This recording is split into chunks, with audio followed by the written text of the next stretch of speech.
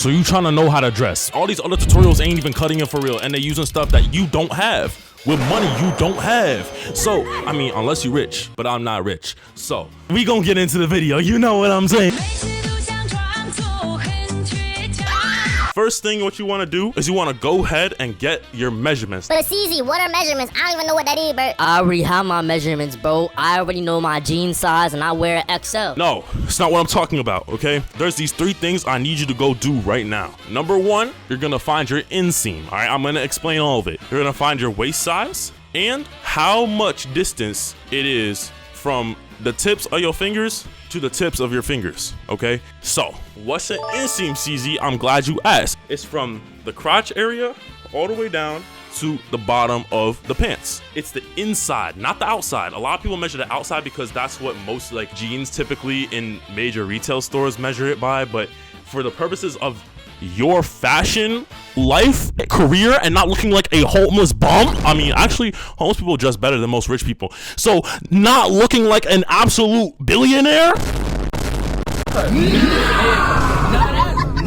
You need to measure your inseam, and here's why. Okay, when you go thrifting, after you know your inseam, what you can do is no matter what style the pants is, once you know your inseam, if it's on or over, then you can wear it. It will look good on you no matter what. Now, if you measure it from the waist on the outside to the bottom of the pants, you might put it on, they might be flared, and now all of a sudden you looking like you Michael Jackson in the 80s. You know what I'm saying? Now that you got your inseam, all right, we're gonna go ahead and measure your waist size. It's pretty self-explanatory. Get a measuring tape, or you can get a piece of string. If you don't have one of those stretchy measuring tapes, get a piece of string, okay? Put it around your waist, take note of where the string ends, and then measure the length of that string with a normal measuring tape. You know what? I'm gonna give y'all the methods.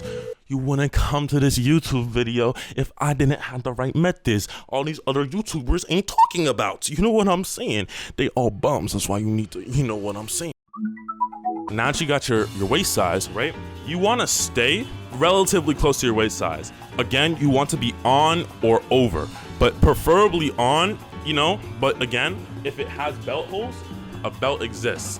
And if it doesn't have belt holes but you wanted to, you can do that. So yeah, get your waist size, all right? Once you're done doing that, okay, now we're gonna measure from the tips of our fingers. You can measure from the tip of your finger to your arm. You figure out how long your arm is, but usually you want to go from the tip of your finger to the tip of your finger. Now what this is gonna do, again, when you go thrifting later, because we're not buying from them retail stores, or even like a small brand in the US, a lot of times they'll have this measurement so that when you get it, it's not too short for your arms. Usually the torso, it's a pretty standard size. You're not gonna get somebody with like an extraordinarily big torso or small torso most of the time. I'm unlucky in that regard. Your boy got the scoliosis. Your boy's back is broken. Pause! Actually, unpause, resume.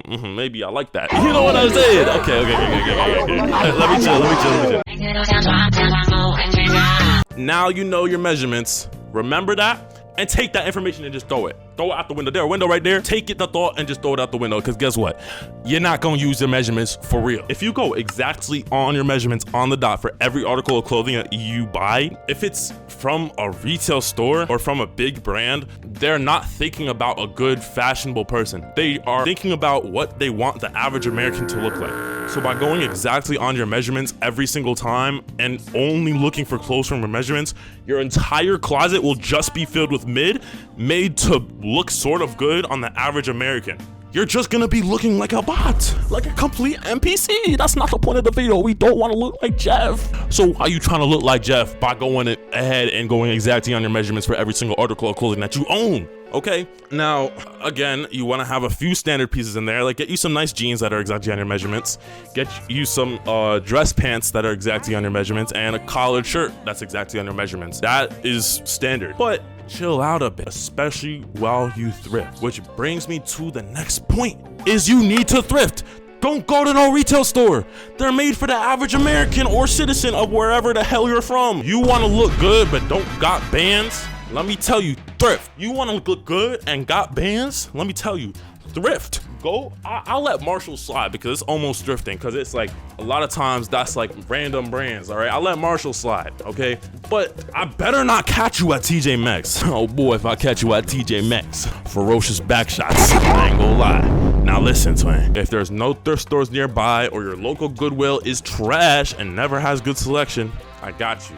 Depop. It's an app, it's a website.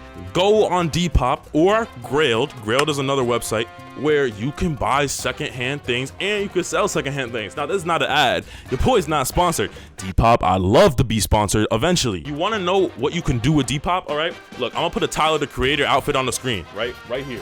And I'm gonna show you what I did. I got the exact cardigan off Depop for $17. You know how much this costs from his website? Obviously, it's not a Golf LaFleur branded. It doesn't have the little flower right there. It's the same exact cardigan, and it's high quality too. This thing is great, and I've worn this on many occasions and look fire in this. Okay, I compare these. Actually, you compare these extremely well with these jeans right here.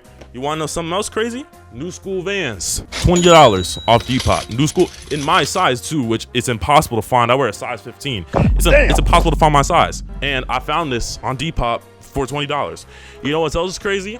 $50 for Timbs that this dude just didn't like to wear. I wish that when I had money, I exclusively went thrifting and didn't waste any time at these other cheap stores and fast fashion brands and the Boohoo Man Warrior clothes. I shouldn't have done it. Please don't make the mistake that I did. Please. Before you go thrifting, make sure to research. Go on Google or Pinterest and look up different styles and aesthetics. So if you want to have a vintage look, look up vintage on Pinterest and you'll get a whole bunch of different outfit ideas. There's also different celebrities or people you can draw inspiration from. A couple big ones are ASAP Rocky, Tyler the Creator, Billie Eilish. People like that have a lot of motion in the fashion world, and a lot of things that they wear can be found while thrifting. Next up, you need quality materials, so go for cotton or bamboo. A lot of times I stay away from polyester because it's cheap and usually reserved for athletics. Then, finally, make sure you feel the clothes, try it on, go in the changing room because, listen, you didn't drive all the way to the thrift store just to get some high water bummy khakis. I know you didn't drive to the thrift store to get high water bummy khakis, bro, or Adidas 3-stripe joggers. Like, come on, bro. Bro, it is the big 2025. You wearing Adidas 3-stripe joggers, bro. Bro, don't let me catch you wearing no Adidas 3-stripe joggers, so ugly ass, bitch ass, bro. I'm gonna teleport back too.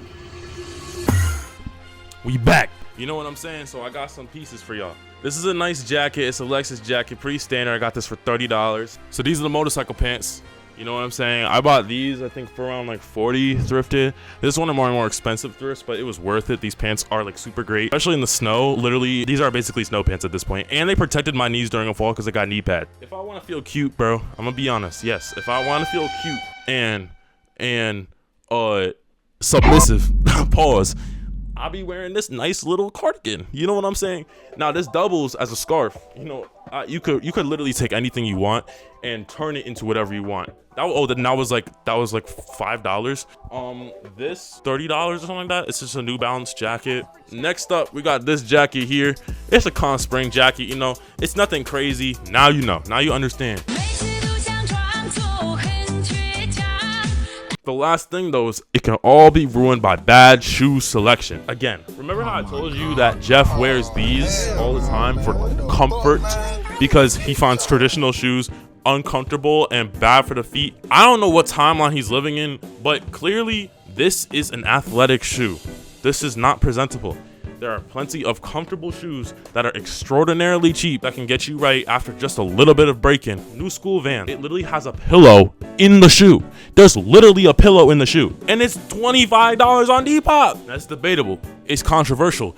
But from runners, I know Kanye been wilding on Twitter. I don't care. I don't care. All right. You could probably find some phone runners for cheap because people getting rid of their Kanye merch.